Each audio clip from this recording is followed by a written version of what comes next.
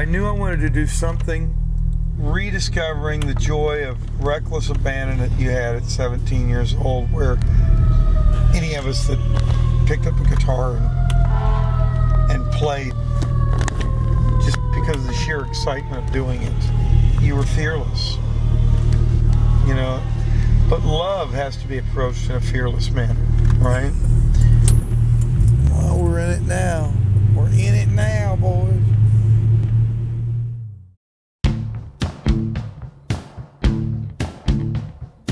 If I had a waterfall, we wouldn't wonder, not at all, how much fun each day was gonna be. If I had a mountaintop, I know we would never stop, climbing way high up to look and see. If I had a jellyfish, bet you we would never miss a single peanut butter kiss or squeeze. If I had a waterfall, it might not make no sense at all. That won't matter much to you and me. Babies get born even in a war. I guess just to show us what living is for. And my heart still believes that love for what we need can be enough. If we'll just stop keeping score. If I had a big giraffe, tried to dance and made us laugh, every smile and giggle would be free. He was a game changer at a time when the country format needed it, but the only way he could get through there, get a path to there, was through Los Angeles, because he needed to be a bit of a rebel. Power and the force that he has, coming from honky-tonks up through modern day. There's a lot of points where country and rock and roll intersect, you know. He's just himself. He's not really anything else. An amazing, iconic artist, just a classic. And that voice is just insanely unique. You live to have an artist on your label who, if he's a guitarist like Mark Knopfler, can play one note, you know who he is. Dwight Yoakam can sing one note, and you know who the heck it is.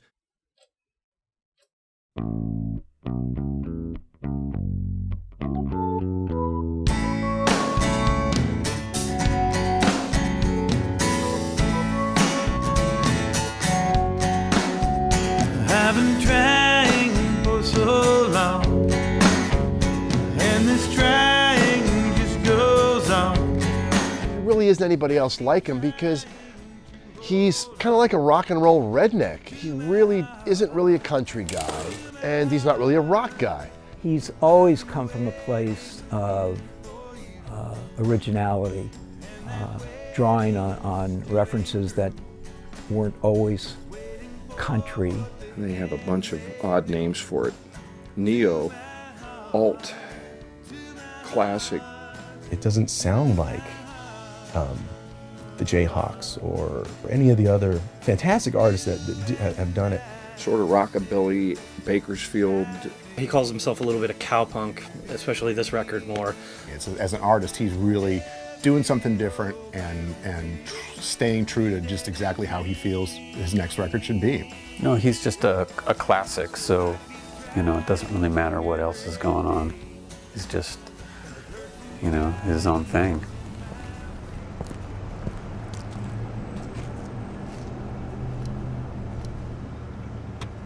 When I began this record, I said some of this is that youthful exuberance, hopefully, a certain reckless abandon. They said, it sounds like a 17-year-old wrote that. I said, wow, if I'm lucky, maybe I can go back to what that was, that moment.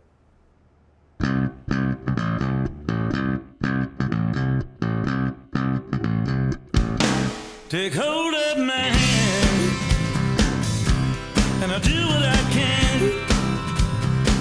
to make everything right.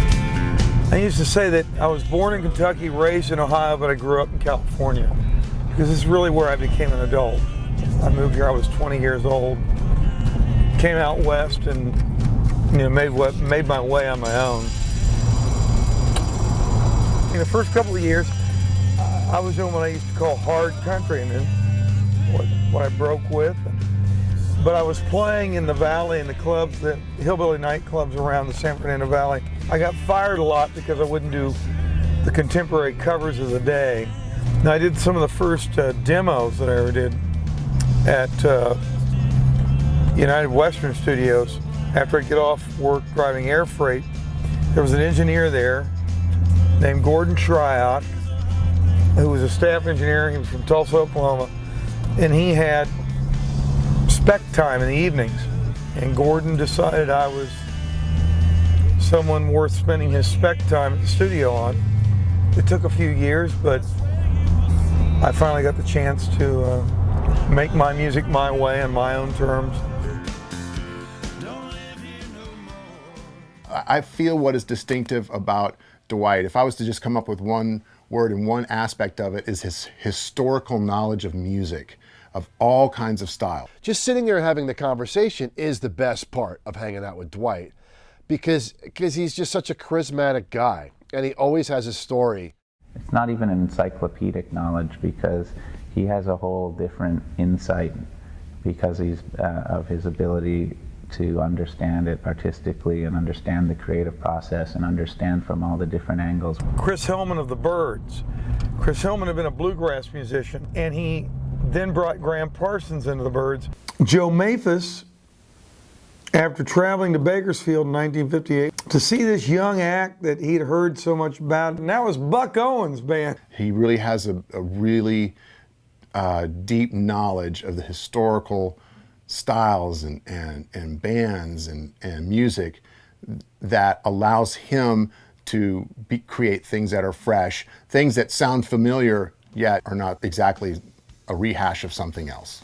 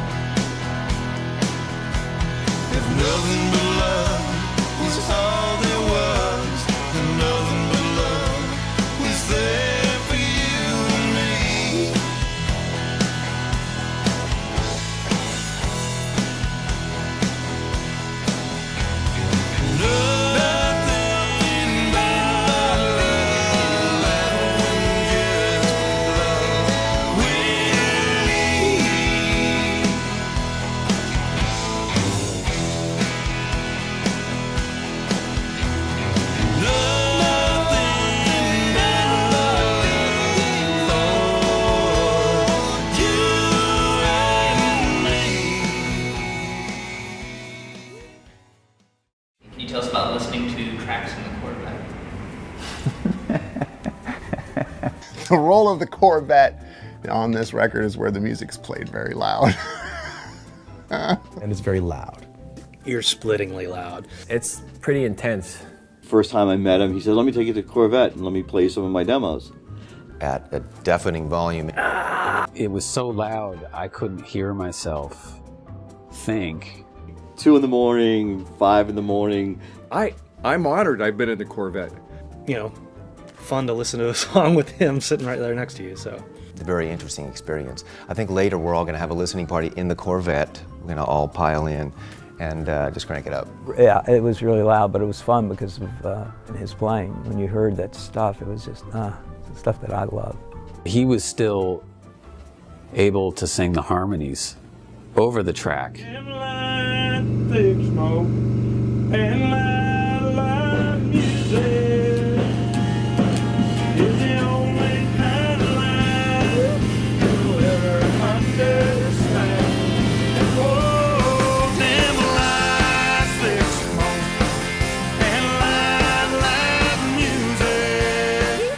louder than the sound system still. So I have to give him credit for that. During that 9 months, I was playing the rough tracks, the mixes and everything in the car, because that's the final resting place for the voting. That's the precinct that cast the deciding ballot. It was definitely our way to finalize things. Most musicians that I know have one spot where they listen to music all the time. That's kind of his mark of like, all right, if it sounds good in there, then then it's working. It sounds good. You know, that's a normal function. It makes sense to me to go in that environment, listen to what you're doing, and because it gives you a sense of where it stands with everything else you're listening to. It's an amazing reference point. When you listen to something so much, you have to have some kind of a ground zero where you know what it's going to sound like, and it always sounds the same. But it's always fun to go in there because it always does sound great. But he's able to go, yeah, it sounds great, but it needs more this, less that, because he's been living in that environment.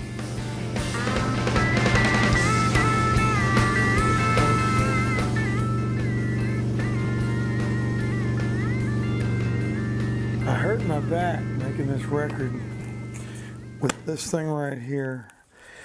This was packed actually with more CDs than this. These are each individual roughs at given times or mixes that I kept going to my car and listening to. Dwight would call and see if I could meet him in his car in front of Warner Brothers. And we'd sit there with that Chevy engine running, just belching heat on us, listening to the tunes of the day. So that's how we did it, in the car in front of Warner's. He played stuff and I'd go, that's great. Or, you know, maybe you should add this, or you could use this kind of color. And he would give me suggestions and I would run things by him and let him hear the latest track.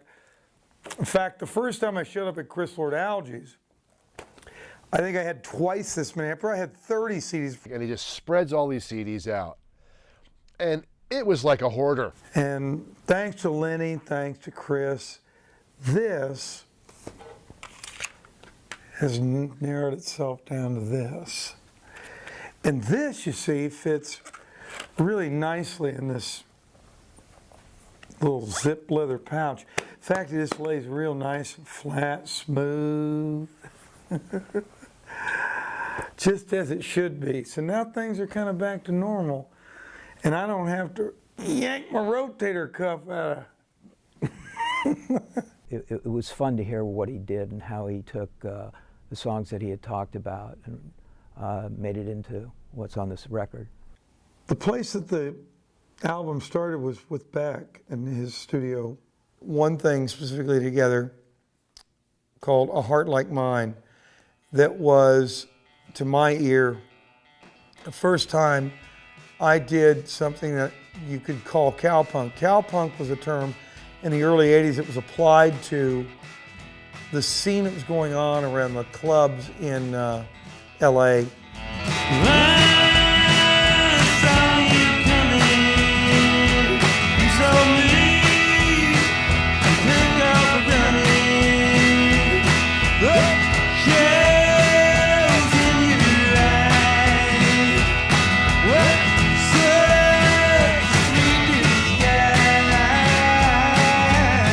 First time we got together, he just got up and started playing songs for me on his acoustic guitar and singing to the rafters. He started turning on mics and you know, setting up the track.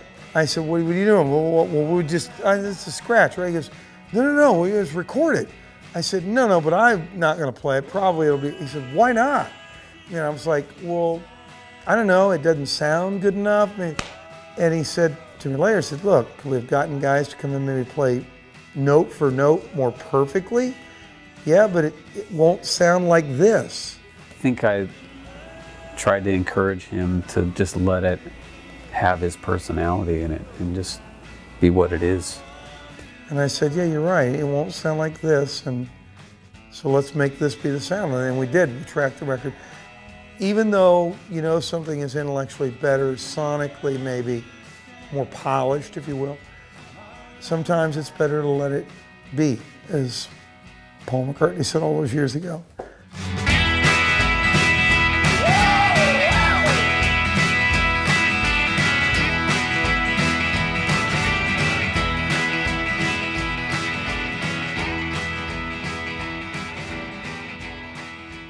I love that we recorded live. That's really important in making records that the band plays together. Because to make the kind of record that we made, you really still need to be in a real live room. He's got ideas and like things that he wants to hear, like kind of a vibe or a style or something that he's kind of going for. Dwight would come in and start singing it and start playing it and say, this is what we want, and we'd start hashing out different ideas and different feels and just kind of find where the song needed to go. A lot of times he would just come in and play it on an acoustic guitar. He would just play it for us and we would figure it out. Because I feel like a lot of the time it wasn't set. The arrangement wasn't decided before we got to the studio. What's the storyline of the song? I have no idea. What's the concept of the song? Song's going to tell me. And that's the way I approach the album. The album is really going to convey what each musical moment that I had in creating it decides to convey. He kind of has a big picture idea of what he wants, but a lot of the tracks on this record have just kind of like developed and morphed and changed a lot from where we would kind of bang him out at a sound check. He's great at coming in with a really strong, awesome, natural instinct of what the song should do, and then willing to see the possibilities of it going somewhere else. The music we made on any given day in this room or the other studios, I want to try to remain as close to intact to the emotional excitement that the band and I had and the engineers on the day we created the track in a studio. I said, I was potting down and up. I was turning down while you were singing, and then I turn up for the leads, and then I come back down. And he said, oh, you were? I said, yeah. And he said, oh, don't do that. And then he said, I'll never forget these, don't be tasteful. Why on earth would you be tasteful? And I just thought, oh, that's the greatest thing anyone's ever said to me. And I think that has been sort of that's been the umbrella statement for this whole experience so far, is don't worry about being tasteful. We'll worry about that later. Just play out, be big. And right off the bat, it gave it its own color and its own, its own story and its own identity. One of the coolest things was when we were all in the same room and the energy of everybody just all with the same direction coming together, and it's a couple of real magical tracks.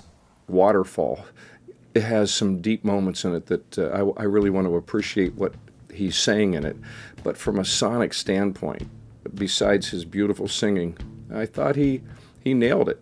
He nailed it. We've been kind of going over it a few times, just trying to find the right groove and how we were going to do this, and he was playing a bunch of different things, trying different guitars.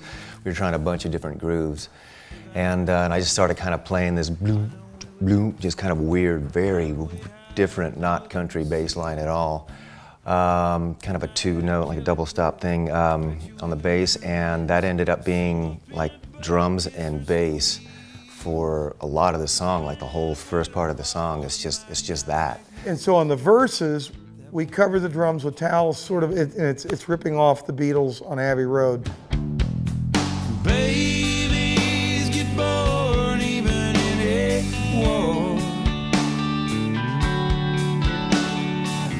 And that was just one of those kind of magical, inspired moments. Everybody kind of filled in, and it just turned out to be really interesting. And my heart still believes that love for what we need can be enough. If we'll just stop keeping score. If I had a big giraffe, tried to dance and made us laugh, every smile and giggle would be free. The thing that really stood out to me more than anything else was the confidence. When you hear the record, you feel like somebody's in total command of that record, and it's him. But there's a joyfulness in this. This is a hopeful record. I think it's a perfect record for the time he is at in his life. Like when you first discover rock music and you're in the garage with your friends playing, is kind of what it makes me think of. It's much more about feel. It's much more about about emotion. And the thrill of playing music that makes people dance and spin and girls happy and smile and cheer and giggle, that's the best. This may be as good as any record he ever made. Is it country? I don't know if it's country, but it's Dwight, and it's cool. I hope they like it. I hope anybody that hears it likes it, enjoys it, and it makes the moments, the 3 minutes they're listening to, is 3 minutes that's brighter or happier in their day.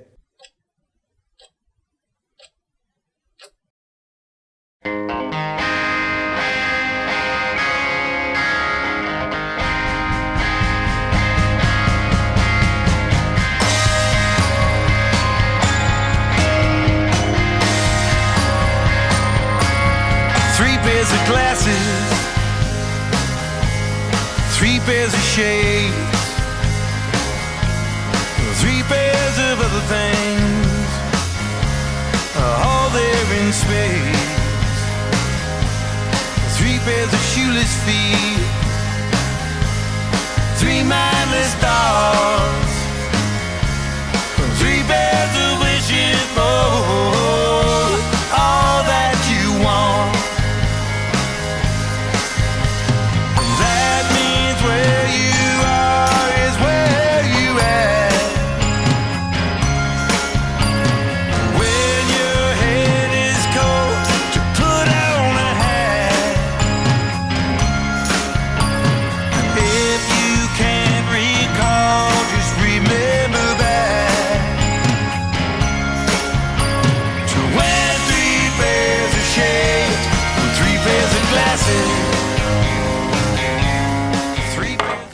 Just remember, don't forget to, woo! Boys, let's go.